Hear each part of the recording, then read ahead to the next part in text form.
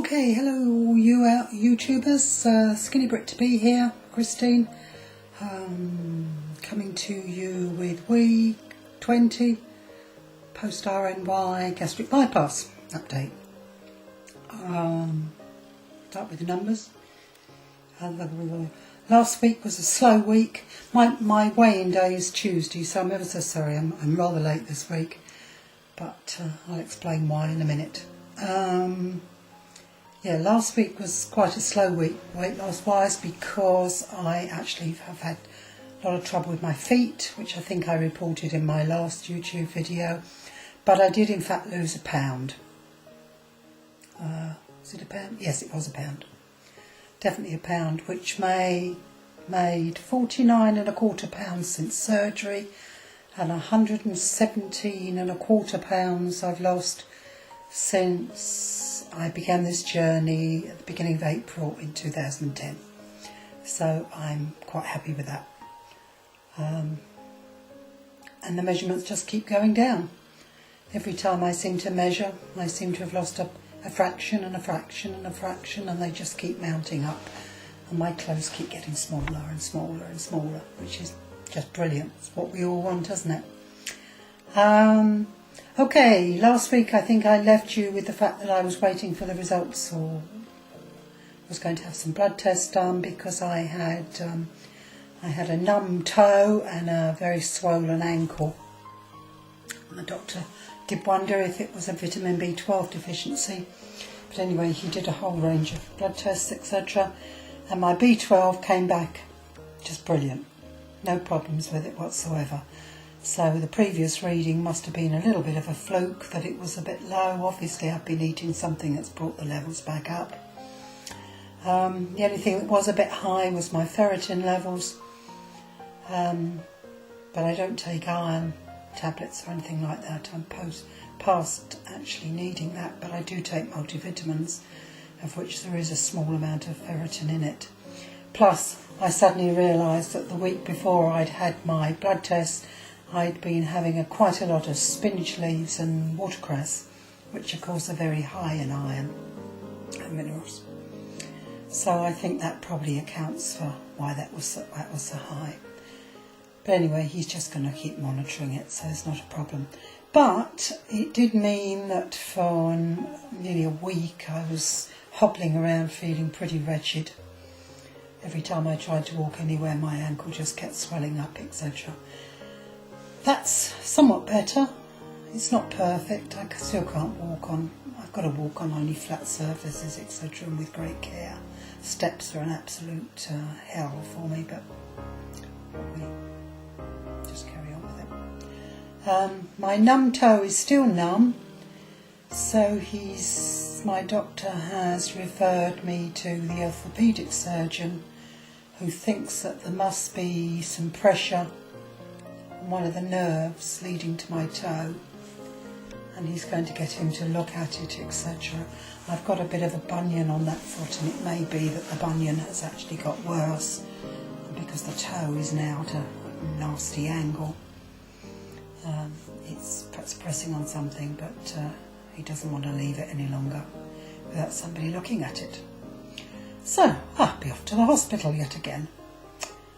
Got to phone up on Monday and get an appointment, but how long that'll take with the NHS over here, I've no idea.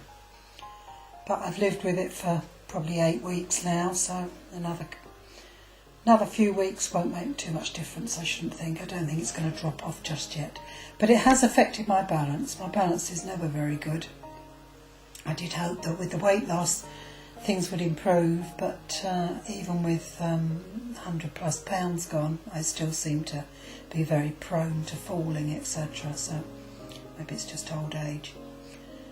Apart from that, food's going well. What have I introduced this week? I just seem to be rotating through all the foods that I've been using in the past. I did try some bacon. I've been sort of a bit wary of bacon, because the bacon over here can be fairly fatty, etc. It's unless you're very careful, etc. And I didn't want to slow things down anymore by ingesting too much fat or having any dire consequences from the ingestion of fatty bacon. But anyway, the bacon was gorgeous, so yes, I should go back to that again. Been so busy though. I have two stepsons, and one of my stepsons is autistic. No, he's not. He's got Asperger's, which is autistic. Can't think straight today, can I? And he is moving closer to us. In fact, a week tomorrow. And we've been busy having to sort out all the paperwork for him and get things organised with carpets and curtains and things that he just really isn't capable of doing, etc. And just sorting out everything. Removal vans, we're going to have to go up there. He lives 60 miles away from us at the moment. So we're going to have to go up there a couple of days next week with piles of boxes and pack him up, etc. Which should be fun. He's very excited, but he can get a little disgruntled if you don't do things his way. I suppose we all do, don't we?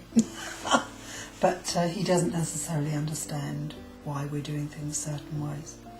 But he's really excited. That means he'll only be about 6 miles away from us, moving into a very nice little flat in the town where he was born and bred and went to school and has a mass of friends. So, well, not a mass of friends, but, you know, he knows a lot of people in the town. It's only a small town.